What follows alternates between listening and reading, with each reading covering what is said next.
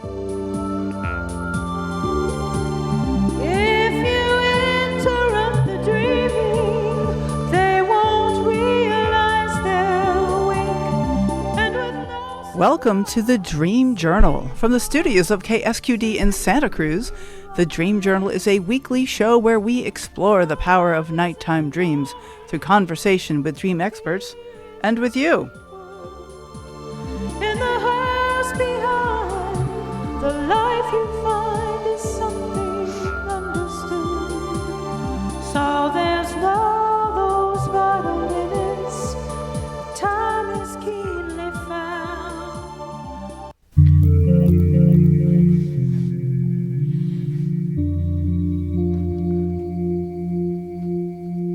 Today's music is called Tranquilesque. Created fresh this morning by Rick Clevel. Transform your tragic into magic. Our guest today is the inimitable Kelly Sullivan Walden. Dr. Dream is the author of 10 books. We'll be talking about writing, how to write your story and take authority of your life. I am your host, Catherine Bell of Experiential Dreamwork, and welcome to the Dream Journal. The Dream Journal is also a podcast. Please subscribe, rate, and review. It really helps people find the show. But most importantly, tell your friends. We are on a mission here at the Dream Journal to get people talking about dreams. You can find archives at Apple Podcasts, Spotify, all those good places. Also, ksqd.org/the-dream-journal, as well as PRX. So take a look for us there. All right, well, I'm just going to settle myself by saying I had a dream journal nightmare last night, yet another one of those crazy dreams where everything is going bananas. But here I am, and it's going to be fine. Why is it that just saying that helps me calm down? I'd like to say hello to Kelly Sullivan Walden. Thanks for coming on the show. It's such a pleasure and dream to be with you, Catherine Bell. Thanks for having me. Fantastic. Yeah, please. I'm so curious about your nightmare. Oh, You left us Lordy, hanging Lordy. there. Yeah, well. A nightmare is a terrible thing to waste. It is. It's like, I wrote like page and a half or something. Wow. But it was 3:00, one of those wake you up in the middle of the night, 3:00 things. And I could not get through. People couldn't hear me. I didn't have my guest. And so this morning I'm trying to get in touch with Kelly, and she's like, where is she? Oh my God, my nightmare's coming true. Oh, no. I'm sorry. I didn't know. Of course. I was here. How would you know? No worries. I always panic a little. This show really keeps me on my edge of my seat, I tell you. Hopefully the listeners enjoy it, but I get so much out of it. It really keeps me young and gives me gray hairs at the same time. That's funny. Well, That's funny. Let me introduce Kelly. So Kelly Sullivan Walden is the best-selling author of 7 Oracle decks and 10 books. Her latest book is NYC Big Book Awards, A Crisis is a Terrible Thing to Waste, and has been recommended by Shirley MacLaine. She is a celebrity dream analyst with interfaith doctorate degree. She hosts the Kelly Sullivan Walden Show and is rumored to be the love grandchild of Carl Jung and Lucille Ball. You can find all about Kelly at kellysullivanwalden.com. Okay, good to have you on the show, my dear. So good to be with you. Yeah, when I was panicking about I always panic about guests, but this time I actually went into the book that I'm writing. Listeners will know that I've been in editing phases of a book, which is so exciting about dreaming. I know it's so good. Oh yes, it's Kelly so got to see be amazing. some chapters. So. Yeah, everybody's going to want to buy at least 100 copies. Oh, fabulous! That sounds good to me. And I actually I email it to myself every day when I work on it as a safety. So this morning while I was at the station, I actually screenshot a couple of pages in case I gonna need to read something. Oh my God, that's so smart. Oh, good. Are you going to read some to us today? Oh, I don't know. Maybe later. But I was thinking as a stopgap in case the guest falls through, and now I have it in my photo slide. So if necessary, I can do that. And certainly, I could read a little bit if you twist my arm. But let's start with you, Kelly. Let's start with you. This is the show, Kelly Sullivan Walden. So 10 books. Oh my goodness. How did you get started? Oh my stars. Yeah. It's so funny. I was just writing about when I was in high school, I snuck out with the boyfriend I was seeing, and I was supposed to be studying for a test and writing a paper for a class project, and I didn't do it. I went out to a really incredible and very edgy nightclub in Hollywood, underground nightclub. No brainer there. Right. And I was so in awe of, it was kind of like the punk scene, but it was like punk and new wave and it was just like colorful, spiky hair, tattoos, and just all these things. And I was just like in awe. And at the last minute, right before class, we were supposed to write a creative essay. And I just wrote about what I remembered from that night before. And my teacher was like, this is an amazing, like, who is this person? You've never written like this before. Without me knowing it, he snuck in and got it published in our school paper. And I was mortified because I was a cheerleader. I wasn't a writer. I was not an intellectual. Like, how dare you? How dare you? Like, you're ruining my brand, That's teacher.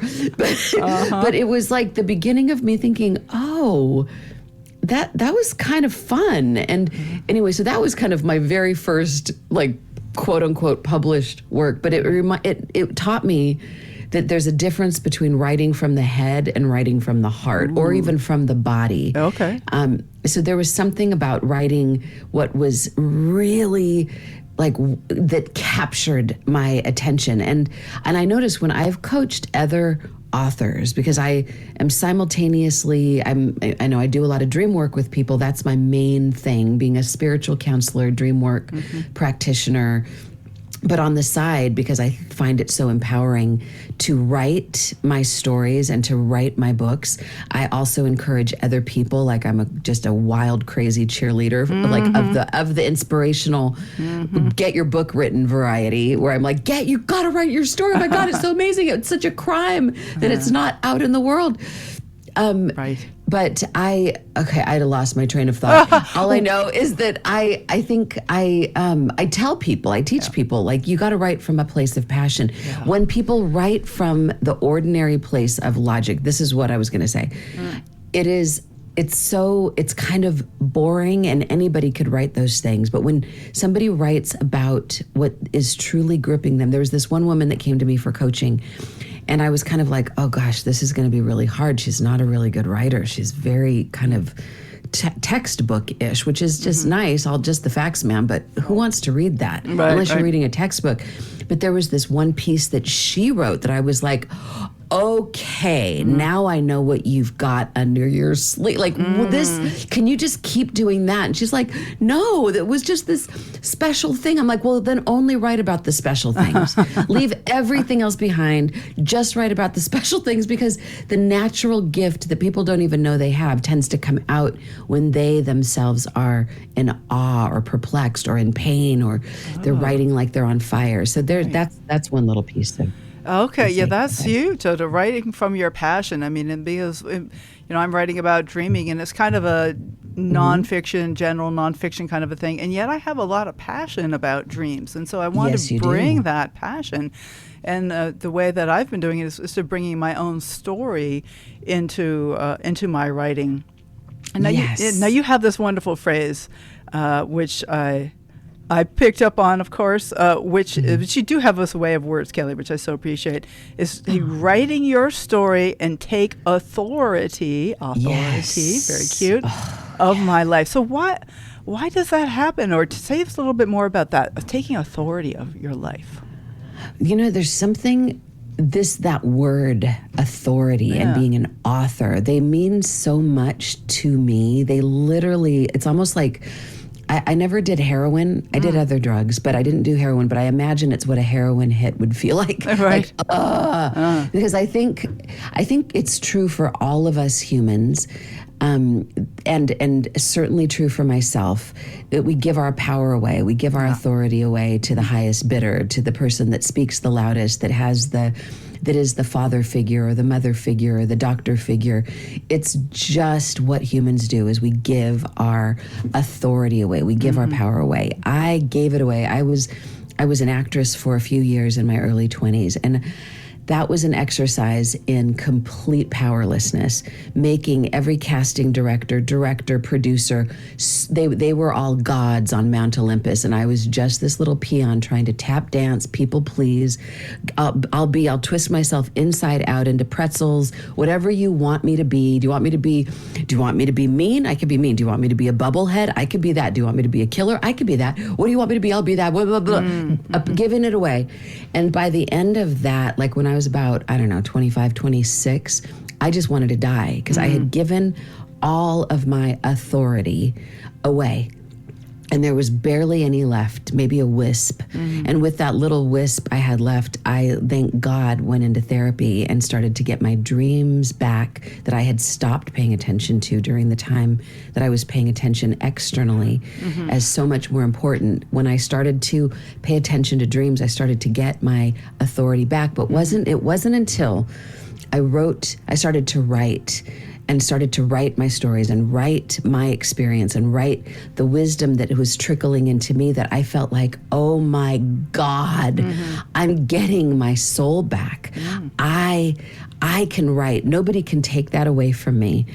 I can publish a book, and even this is true, we can self-publish these days. That, like, we don't even have to wait for the big gatekeepers at Simon & Schuster or Penguin, even though, that's a great feather in the cap to get a big publisher to put their stamp of approval. But we can put our own stamp of approval on our damn selves. That's it. We can dream. We're the director of our dreams. We're the authority of our own stories. And to me, there's nothing more empowering than writing our story, and then when we do have it published, when we hold that book in our hot little hands, it's like we're holding our soul in our hot little hands. We've come full circle on that particular hero's journey, and we are holding our very own elixir. And it turns out that it's for ourselves, but also for the people that are a lot like us, that relate to our stories. And then the fact that we can then take it out and it becomes medicinal in many ways to people that we don't even know. That is just what's better than that? That's why I want people to write their books and then get them published. Right. So, because you're saying like the process of the writing is therapeutic and transformational, Yes. Also the reading, that people might read those stories that we wrote from passion, and then they will feel validated. They will maybe be able to take back some of their own authorities. Win-win. Yeah, exactly. Well, it's kind of like concentric circles of the hero's journey. There's one hero's journey that we live, and I use the hero's journey as a model when I teach in my writing workshops. The first hero's journey is just the living of and surviving of the particular tale that we have to tell. That's one full loop. And in the hero's journey, the journey ain't over just when you receive the elixir, meaning when you get the empowerment. It's not over until you give it away, until you come home with the elixir, and it's packaged in such a way that it can be given, so that it becomes medicinal to the community. So the first hero's journey is the living the tale. The second hero's journey is the writing of it. And you're towards the end of that right now, Catherine. I mean, you have you've already got your first draft done. You're on your second or third draft right now. So you're getting very, very close to the end of that hero's journey. You have to, you can't skip ahead. You can't publish a book that hasn't been written. And I know this for myself. When I wrote A Crisis is a Terrible Thing to Waste, it was cathartic, it was healing. And then the idea of other people reading it one day was like, I can't even fathom that. I just have to stick with the writing of it until I'm done. Yeah. And then I will look up from my little writing cave and notice that there's other people on the planet. But I couldn't do that. I couldn't do that before I finished writing it. So once the writing is done, then the next hero's journey is about the publishing process. And that's its own thing. Like, do I self-publish? Do I go with it? Do I reach out to agents? Who do I submit it to? Yeah. I mean, that's a whole thing. And then once you get into an agreement with whoever's going to publish the book, then the next hero's journey begins with it actually getting out into the world, launching that book, sharing that book, doing a book reading, sharing it with the friggin' public. Oh my God, that is its own enchilada. That takes the authority level, the authorship to another level of healing. Right. And it's so amazing to get there. But you have to start where you're at. If whoever's listening to this, you may be living the story, you may be living the dream, you may be paying attention to your dreams and letting that simply be medicinal to your life story. But then the next level is writing about it, and maybe turning it into a book. Then your next level is, and you might be somebody who's already in the publishing process or getting an agent or getting a publisher, or you might have already come out with that book, but you know when you're in it that it is one of the biggest gifts we can give ourselves as a human, to go on this author's journey. Even if you're like me and you don't consider yourself a writer, after 10 books, I still don't necessarily identify myself as a writer. I just tell my stories and do my best to get out of my way. Right. Well, and you talk about the hero's journey, and every one of these journeys has like these moments of terror, right? It's not like, we're just going to go to the beach or something. Right? There's a quest. Yeah. Maybe you want to take a minute to kind of outline. Now, this comes from Joseph Campbell, right? Joseph Campbell. Yeah. Do you want to say a few things about the steps of the hero's journey? Sure. Well, Joseph Campbell, I imagine most people listening to this know about the hero's journey to some degree, but I think we can never hear about it often enough. I certainly can't. Yeah. I've been obsessed with this for decades, and it's always new to me. But the idea is that Joseph Campbell was somebody who studied the myths and fairy tales of all cultures around the world, way deep into the past, and he found that there's this, what he called the mono myth, meaning this one story that all these cultures, all these fairy tales, all these myths had in common. And the basic structure, it's basically a 12-step process, and not like the 12 steps of Alcoholics Anonymous, although that's interesting because they kind of relate.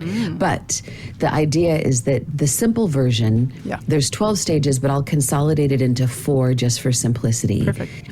There's the call to adventure, which is, and if you're a writer, this is where you get an idea, like the light bulb emerges over your head, like, I'm going to write about that dream, or I'm going to write about how I survived cancer, or I'm going to write about how I finally found love in my 60s or 70s, or I'm going to write about my dog, or whatever. There's the call to adventure where there's, and that's so, you have to have the call. You had like the passion. I was called to write that piece, that very first piece that got published about the magic that I stumbled into in that underground club. Like, it was exciting. So there's some kind of excitement. But what comes along with that, and this is, getting a little bit into the weeds, but there's then immediately following is the resistance to the call. And so there's usually resistance. And to me, having done the hero's journey, and consciously in so many ways, we can't underestimate the power of resistance. It's like immediately following that aha moment is, who the fuck are you think you are? You don't know how to write. Nobody's going to listen. Remember the last time you did that? You made a fool out of yourself. You're stupid. You're bad. Somebody else has already done it. There's just all the resistance. So you have to just pack it up and let it come with you along for the ride. It's going to come with you. Anyway, so there's the call to adventure, and then there's the quest.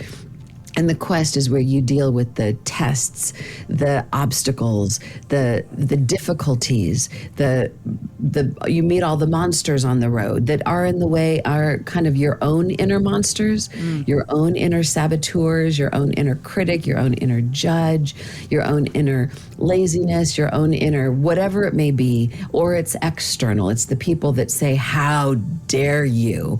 I have one person in my life, once I wrote this beautiful story about her, was like, you can't write that. I will sue you. And I'm like, oh my God. Okay, fine. So there's tests. Right. So there's the call, the quest, the reward is when you finally get to a place in the journey where you get empowered. You start to realize the medicine. You start to realize that, oh my God, it was so worth it to deal with all of these difficult things. And then there's the return. And that's when you return with the reward or with the elixir. So there's the call to adventure, there's the quest, there's the reward, and then there's the return. And then there's the 12 stages that kind of all are part of those 4, but those are the main kind of right, like pillars. finding a mentor. Often that's part of the mentor is part of it. Absolutely, exactly. But I think one of the things that's most that I grabbed onto about the hero's journey is that, just as you started to say, Catherine, when we get the idea, we think it's going to be like, let's go to the beach. It's going to be like packing a picnic, and it's going to be roses and unicorns and butterflies. Because if it's such a great idea, then the path should just open up to me. It should be easy. It should be just grease those wheels and here we go. But Joseph Campbell talks about how every single one of these stories, first of all, there's usually a reluctant hero. And they're reluctant because they don't know their own strength. They don't know their own power. They don't know how good and talented they are. And there's also resistance because it's just fraught with difficulties. It's going to be hard. So the hardships don't mean, oh, turn around and call it a day. That was a bad idea. The ordinary person gives up, but the extraordinary person within us, the hero within us, it takes heroism. They persist, and they just keep putting one baby foot in front of the next, one little step at a time.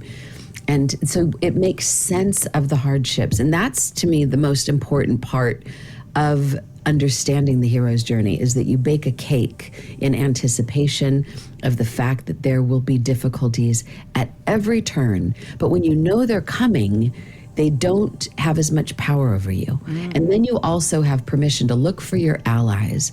Look for Catherine Bell is an ally for everybody who's listening. And I do my best in my writing workshops to be that ally and or a mentor, because I've been there, done that.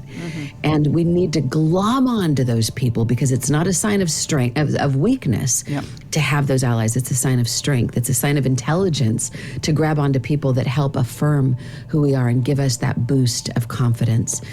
And then we know that the reward might actually seem like the easy part, but that often is even just as hard as the difficulties, because we all know how hard it is to take a compliment. Somebody says, oh, you're awesome. And we're like, no, I'm not. Oh my God, that whole thing, that's nothing. Right.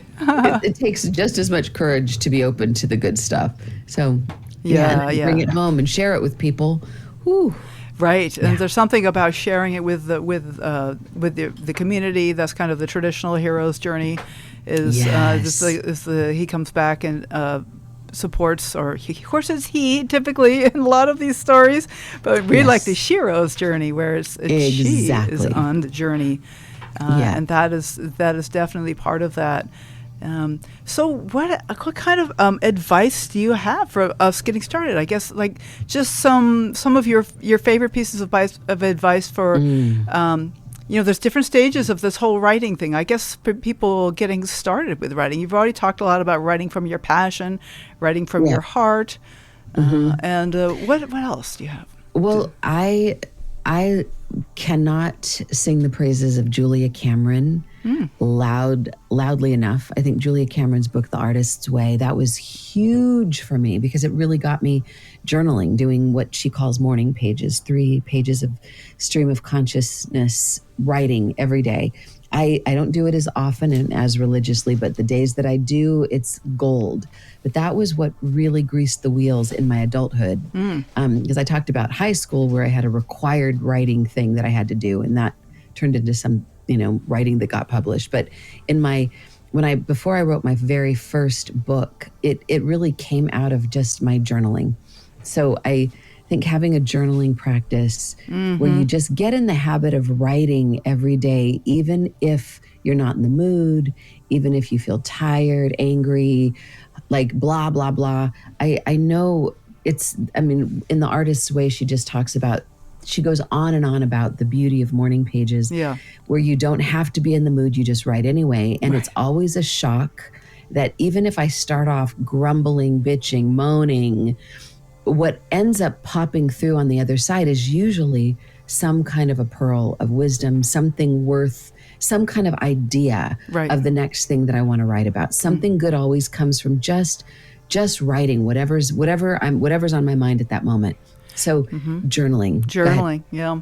And in the morning, like I have found that my most valuable writing time is first thing in the morning. I tend to wake up early, and and it's on my calendar. I put it on my calendar 5 days a week, 5:30 to 7:30, and just get up. God, yeah. Catherine. No, I don't know. I guess I'm a morning person, but it's just like it's quiet, it's still dark, and I'm still in my subconscious. A lot of times I'll bring the dream I just had and I'll write about that. And I found that a lot of the book that I wrote came from these morning dreams. And so I have like a ton of my own dreams in there because I would write the dream and then explore it. And this is so valuable to me. And it also explains the ways that I use dreams. And so it ended up being like a really main part of the book is to be these dreams of mine first thing in the morning. But to have it on the calendar, I don't eat breakfast first. You know, I don't know. Some people might need some oatmeal or something, but I just like make a pot of tea, go in the back room, close the door, put on some of Rick Kleffel's lovely music in the background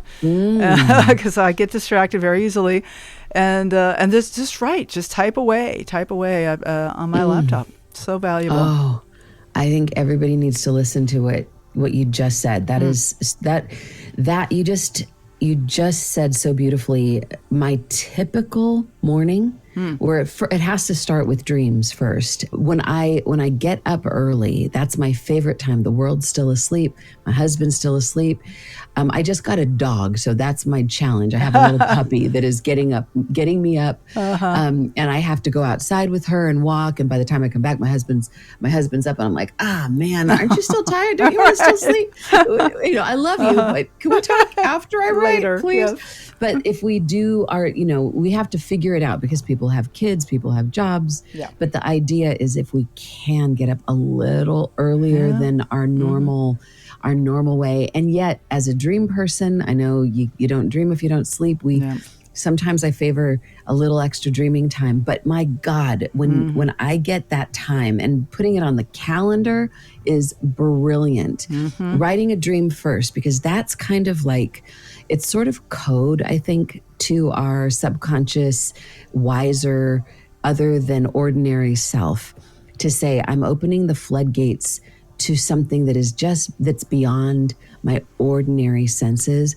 The writing is always better if a dream has been recorded first, even if it seems like, nah, not that dream. That was stupid. That was a throwaway. Just do it anyway. Right. I mean, even this morning, the dream I woke up with, I literally was telling my friend and my husband in the kitchen, oh my God, yeah, my dog woke me up, so I really didn't get much. But I did get this little wisp. And that little wisp was like epic. I could write an entire book about this little wisp that I literally judged as isn't that always the way? It's such a joke, like in groups. It's like, oh, there's probably nothing in this dream. Like, oh.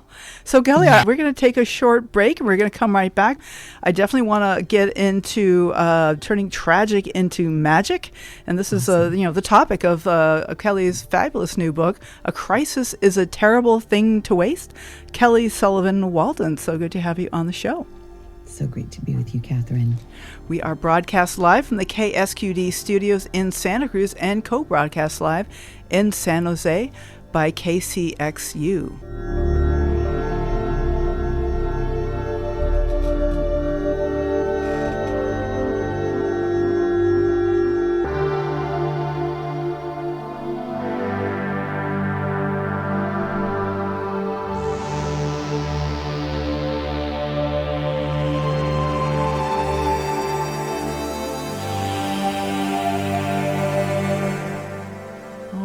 Back to the Dream Journal. Next week, we'll get to hear from the guest that got dropped while I was stranded in Boston last November.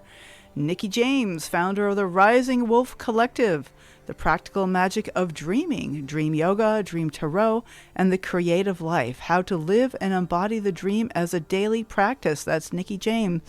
Next week on the Dream Journal.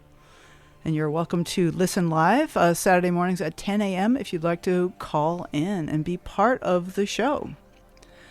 So today's guest is Kelly Sullivan Walden. Her webpage is kellysullivanwalden.com, and her new book is called A Crisis is a Terrible Thing to Waste. And so, Kelly, I'd like to hear a little bit about tragic into magic. What does that mean, and how do you work with that in your new book? Thank you for asking. Yeah. Well, I think as a result of doing so much dream work over the last 30, I don't know, how old am I? I'm 55. So I've been doing dream work since I was a kid, but professionally for the last 30 years, I've worked with a lot of nightmares. So that's why when you talked about a nightmare at the beginning of the show, my ears perked up. I'm like, ooh. So really, I could say a nightmare is a terrible thing to waste. With myself, as I mentioned, I had given my power away, my authority away, especially when I was pursuing acting. And then when I did some therapy, my dreams came back and I started to get my energy back. What I didn't mention is that my dreams that came back were often very, very, very scary. They were nightmares. They were a lot of big, like a lot of wolves chasing me, and me running for my life. But the more I would run, the more wolves would emerge. And so I would bring these dreams to a therapist, and the therapist I was seeing said that key phrase that changed my whole world. And she said, a nightmare is an unfinished dream. And that was just like, it blew my mind that, oh, I can go back into the dream and finish the dream. I don't have to be a lucid dreamer to do this. I could do this from a meditative perspective, just in talking about the dream. I can talk about how, if I was back in that dream, how I would go back and see it differently, or freeze the frame, or ask the wolves what it was, why it was chasing me, which I've done, and make an ally out of the enemy. So I'm doing this enough with myself, and then with clients. I started a hypnotherapy practice, and I'm still a hypnotherapist. People would come to me and I would teach this to them. And it became such a profound practice. And I think this is what happens with dream work. As we practice dream work, we start to see the outer waking world like an extension of the dream, because it is. We start to see that it's more malleable than it looks. We think our typical senses see everything in the outer world as it's fixed, it's solid. If it happened, that it goes into the history books and it's a done deal. But from a dreaming perspective, we look at the events of our waking lives and we see it as, well, wait a minute, what if I'm also the director of my outer dream? Maybe I can apply some of these dream principles to my outer life circumstances and start to, and know that it ain't over. The dream ain't over until I'm empowered. So a nightmare is an unfinished dream, and a waking nightmare is an unfinished dream. So that's kind of the genesis of the idea that, so this is one of the only books I've written that's more focused on the outer world. So in my book, I talk about my own, because a lot of people think I'm a Pollyanna. They think I'm kind of airy-fairy because I live in the dream world. But I start the book off with kind of to give some street cred. Like, it hasn't all been roses for me, people. Yeah. I might be a relatively smiley, happy person, but it's not because I haven't been through a ton of shit and come out the other side. And I've used my dream work to be able to transform the tragic in my life into magic. So I write a list. I call it my nitty gritty shitty list. And the list it's got, like, you know, a lot of the deaths of people that I've loved that are on the other side, including a baby that I was going to adopt. It was like the big tragedy. Oh, this is a powerful story. I'm just saying, I have read the book, and it's so many powerful stories, but that one was very, very touching, especially. Those on the other side, but I'm so touched by that. Yes. Right. And then there was, like, looking at my past. There was a year in my life when I was a stripper. That was my biggest shame. I was 21 years old, and I was like, oh my God, if anybody ever knew all the good stuff that's happened to me in my life, in my adult life, if people knew what that year was like for me, I would be discredited. It's really like having the imposter syndrome. So I thought I would do where I thought I would just out myself. If somebody's going to tell my story, it's going to be me, because there had been a few flirtations with other reporters that knew about that were going to publish stuff about me. And I'm like, no, I will out myself first. Let me do it. So kind of just putting all of my shame right up front in the book, putting it out there, and then systematically going through most of those stories and showing how I've worked with those. I came up with this formula that I call OGLE as a simple 4-step process to be able to transform the tragic into magic pretty quickly, like almost instantaneously. The moment we have the thought that I want to turn this tragic thing that I'm in the midst of, I want the magic, and I don't want to wait for 10 years to get from hindsight the magic. I want it now, like a Veruca Salt. I want my magic and I want it now, Daddy. So this formula is a way of working with nightmares in the sleeping realm as well as outer nightmares. And it's basically stands for give yourself permission to be offended. The O is for what's offensive about this. So I'm terrified, I'm scared, this hurts me, I'm so mad, I feel like a loser, I feel like no one loves me, but like whatever it is, give yourself permission to get really real about how painful whatever is happening to you is. Just like when I lost that child, that was the darkest time of my life. All my spiritual tools didn't work at all. So what was offensive about that time was that I fell into the deepest pit of despair that I ever had known was possible. And all the tools that I'd spent a lifetime developing didn't work to pull me out. So that was what was offensive. And the G in the OGLE formula stands for what's good about this. The only response at first is nothing. Nothing is good about this. This just plain old sucks. It hurts. And I want to die. So there's nothing good. But if we go through it, I mean, our tendency is to just keep looping the nightmare over and over, and until we work ourselves into such a pit of victimhood. But knowing that there's a formula, knowing that it's once we move through, or at least express what's offensive, we move to the next step. It's like going through the car wash. We don't just stay on the loop that we start off in. So we move to the G. What could be good about this? What was good about this is that I was forced in my grief to find some new tools. And I eventually rediscovered Viktor Frankl, whose work I had always been a huge fan of in the past, but it had never hit me like it hit me during this time. It was really the only thing. I mean, Deepak Chopra, I love you. Eckhart Tolle, I love you. Marianne Williamson, I love you. But none of their work touched me like Viktor Frankl's work did during this time, because he had been through something so horrific. He survived the Holocaust.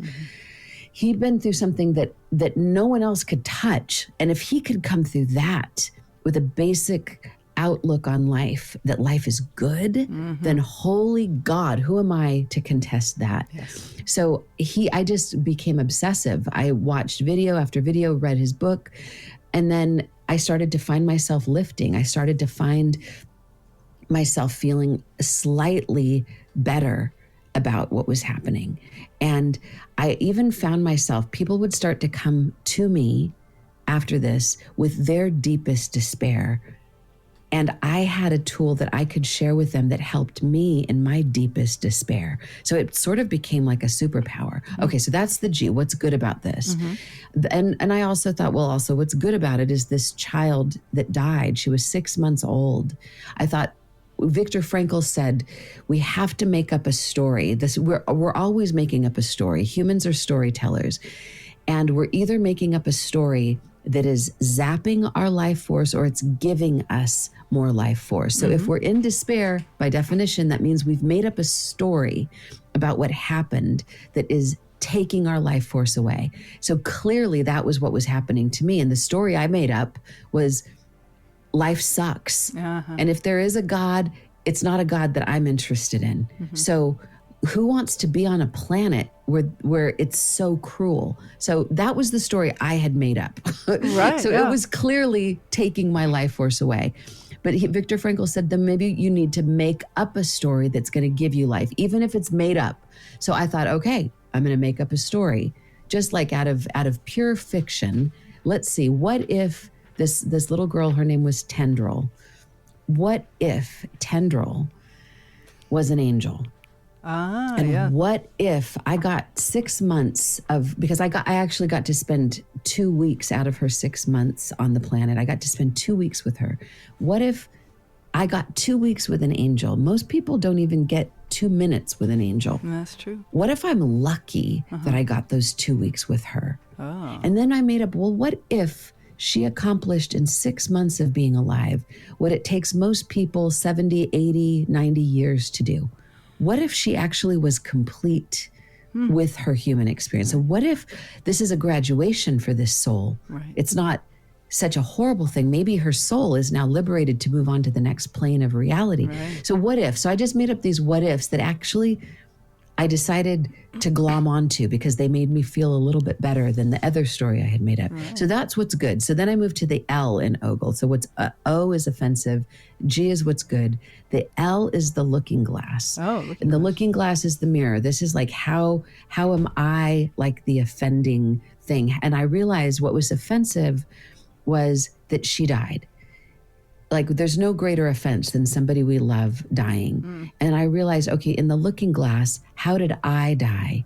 I realized it wasn't her so much that died. It was that part of me that believed that good things happen to good people. It was like my belief in sort of the fairy tale version of life that died. A part of me died. And also before I had come around to seeing things differently, I also killed off God. I killed off myself. I killed off God. So it was me that was the killer. It was me that was the murderer.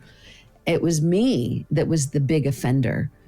And so then that brings, so it's always the bitter pill to swallow to look in the looking glass. Yeah, well, that's like the shadow awesome. work around dreams. Is how am I like this? Like that's the very painful about and helpful. So what is the So then we move to the E. Then once we look at this, I mean, it's the hardest thing to do is to be in the looking glass. Most people are like, I didn't kill anybody. I didn't die. Right. But well, how did you? Is there any part, we have to look. You have to look deeply into that looking glass. But then once we're done with that, we go to the E. And the E is for elevate. Now that I know all of this, what can I do that will elevate my consciousness, that will make what I've just gone through, that will give it dignity, that will dignify this experience? So I thought, well, I'm going to latch onto this elevated perspective that maybe there is a God that is fairer than I thought, but it's just not always the way I understand it to be. And maybe because I've been through this, maybe I've got an angel on my back that's following me, that's got this tendril vine of connectedness. And maybe now I can be a space for the nightmares that people have in waking life or in their sleeping life, that I can tend to them as in a healing capacity such that I never could before. So that elevated me. And that's one way of being, I mean, that was, that's not the story I usually tell because it tends to be such a hard one for people to hear, but it does, to me, there's nothing more powerful. So my book, A Crisis is a Terrible Thing to Waste, is a compilation of my stories and some of my clients' stories that have gone through hell and high water, but come out the other side redeemed with a story to tell that actually gives them some kind of a superpower. Love that. OGLE. O of offended, looking glass, good. Offended, what's good, the looking glass, and elevate, right? Offended, what's good, the looking glass, and elevate. And I want to say we have a caller, John from Santa Cruz. So thank you so much for waiting, John. We're so glad to have you on the air. Well, thank you. How are you doing today? What would you like to share?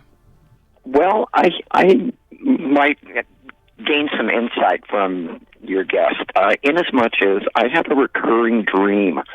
I find myself in different places, and I'm completely lost. And then as I go through the dream, further into it, if I'm carrying something, a backpack, or I got stuff in my pocket, all that is taken away from me. Sometimes somebody will notice me and guide me back to a place where I can find where I'm at. But many times I just wake up and I've lost everything. So any insight? Yes. Yeah, go ahead, Kelly, please. Maybe let's do a little OGLE on this. So what's offensive about losing stuff, like getting lost, and also losing precious things that would be in our backpack, those things that we want to carry with us? Well, what's offensive? I guess I like my stuff, and We all like our stuff. That's true. yeah, when it gets taken away from me, I'm further lost because I don't have tools maybe to find the right path back. Yes. Okay, great. So I'll just add to this, as if it were my dream. I would also feel powerless. I would feel scared. I would feel angry. I'd feel betrayed.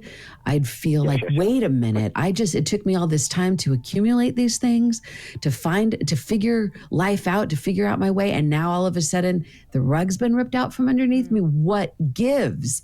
Like, I'd be pissed. I'd be mad. I'd be sad. I'd be scared. Yeah. Very offended with a capital O. Yay. Okay, now let's go to the G. What's good about losing stuff or losing our way? I know it sounds very strange, but see if anything pops up for you. What's good about that? I am less responsible for taking care of that stuff. Yeah. Ooh, nice. That's good. I'll add, just because I know, just for time here, if you don't mind, if it were my dream, I'd also say what's good about getting lost is, and Catherine and I were talking in the first half of the show about writing and stories, and most of the great stories begin with the hero getting lost. Yeah, Alice in Wonderland, she falls down into, down the rabbit hole. Like, where am I? Matrix, Neo, Luke Skywalker, like every great hero gets lost in the special world. We lose our bearings, we lose our touchstones, we lose everything. And that's often a marker. What's good about losing all these things? Of course, we want to have compassion for ourselves because it's scary and terrifying.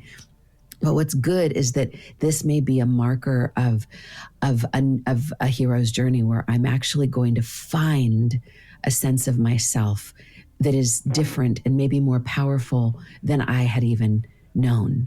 So it's like the first step of leaving home, though, losing all my things and Exactly. feeling lost myself. I don't know where I am anymore. Exactly. Does that resonate, exactly. John? How does that? Yes. Yeah.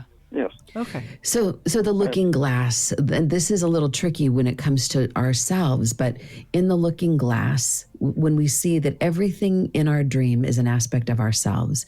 So how is it in the looking glass? How is it that I'm the one that's maybe setting this situation up for John? Like, I'm the part of John that is the trickster that's causing him to get lost. How might I be the one that's changing up the rules, or how might I be the one that's taking those things from John? Do you see what I'm like? What do you see? What do you notice in the looking glass, where you see every part of this dream as an aspect of self? Boy, I can't tell you. It's so nebulous, It's Yes. hard to put into words.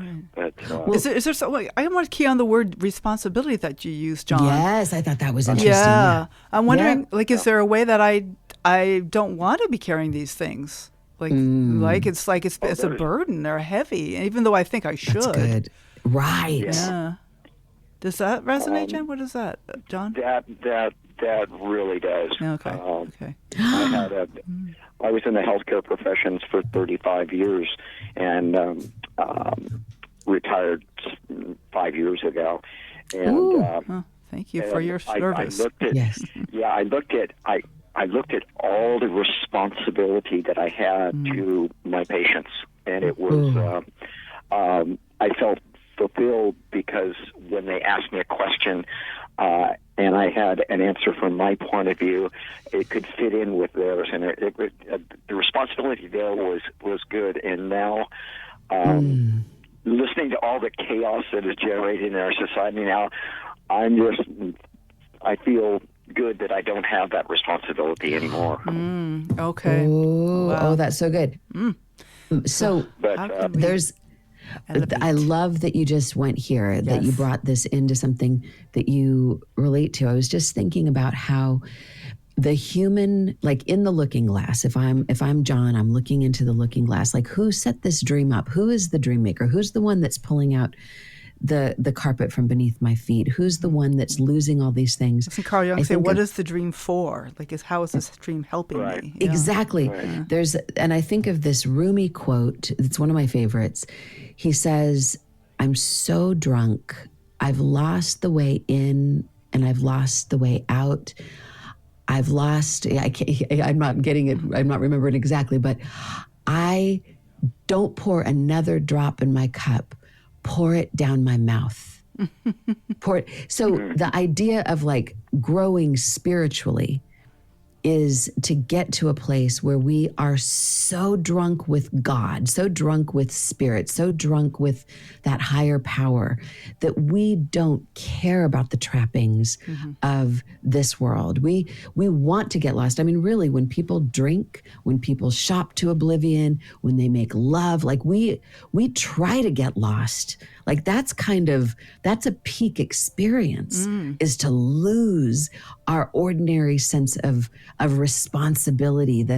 As much as we want it, we also want to lose it if we want to grow. And like on the hero's journey, everything is upside down. The ordinary world is about keeping our shit together. The extraordinary world is lose that shit and find yourself. And maybe that can be the elevate, because we are coming to the end of our time. John, I am so glad you called, and I really encourage you to contact me or Kelly directly, and we can follow up more in detail about these dreams. Or might be curious, even just this little bit of working with them might cause them to shift. So I'm really glad that you called. Okay, Amen. I've got one more point to make. Yeah. I found a book about a year ago in just, the giveaway boxes that people have out. Yeah. And you mentioned Viktor Frankl. Yep. And it's a book by Viktor Frankl, Man's Search for Meaning. That's Yes, it. that's I'm gonna the have book. to read it. That's interesting synchronicity. I love that. That's the book. Great. Oh, hallelujah. Yeah, I that's love it. that. That's Thank the you Bible so right much. there. Awesome, John. All right. Congratulations. Thank you for sharing your recurring dream. Yes, Also exactly. so significant. Thanks So again. special. Bye-bye. Thank Bye you. now. And Kelly Sullivan Walden, so good to have you on the show. Kelly's webpage is kellysullivanwalden.com. You can check out all of her fabulous books and an upcoming writing class we barely had time to talk about. Yeah. We have about 20 seconds or so. Yeah, but that's starting coming like up this Thursday. So go. Yep. I will put the link on the episode page. You want to, it's kellysullivanwalden.com/get-her-done, right? Right? GET-ER-DONE. Yeah. Right. Thank you, Catherine. All This right. was so great to be with you. Thank you so much. All right. Sweet Thank you, Kelly. dreams. Yes. Happy writing to And you. right on. Congratulations on your book, honey. All right, I'm so proud thank of you. It's going to you. be amazing. Oh, I Everybody know. go get it. Oh, I'm excited. All right. So thank you so much for listening. The Dream Journal is produced at the studios of KSQD in Santa Cruz, and we are live every Saturday at 10 a.m. Pacific at ksqd.org. You can tune in so you can join the show. We release the podcast on Monday. I'm Catherine Bell. You can find out about my dream coaching practice at experientialdreamwork.com. Email me at catherine@ksqd.org, KATHERINE@ksqd.org. And I'd like to thank Rick Kleffel, engineer and music creator at Tony Rissimano. And the music, intro music and outro music are both by Mood Science. Tomorrow morning when you wake up, take a minute to write down your dream and bring it to the next Dream Journal. In the old school is there's no fool like an old